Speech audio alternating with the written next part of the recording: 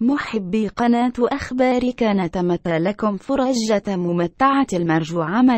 عمل لايك واشتراك في القناة لتشجيعنا على الاستمرار والمشاهدة الجديد دائما.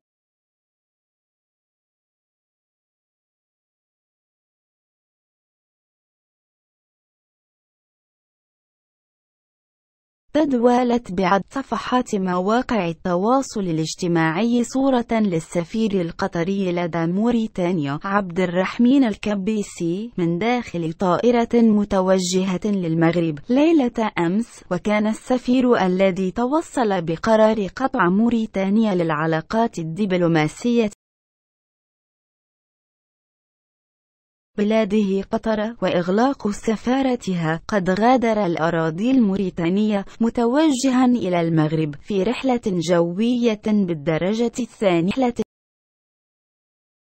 ولم يعرف لحدود اللحظة هل سيستقر الكبيسي بالمغرب بشكل مؤقت أم سيغادر المملكة في اتجاه بلده. ونقلت مصادر صحفية نوفق الصحراء زوم التي أوردت الخبر نقلت انزعاج السفير القطري من عيد بإشعاره بقرار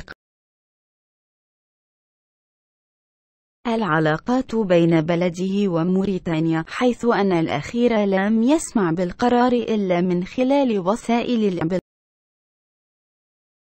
وكانت موريتانيا قد أصدرت بيانا رسميا أفادت فيه بأنها قطعت علاقاتها مع قطر بسبب تقويض قطر للعمل العربي المشترك ودعم التنظيمات الإرهابية وترويج الأفكار المتطرفة ونشر الفوضى والقلاقل. فالعديد البلدان العربية فاصلة منقوطة، مما نتج عنه مآسٍ إنسانية كبيرة في تلك البلدان وفي أوروبا وعبر العالم، كما أدى إلى تفكيك مؤسسات دول شقيقة وتدمير بناها تحت شقيق.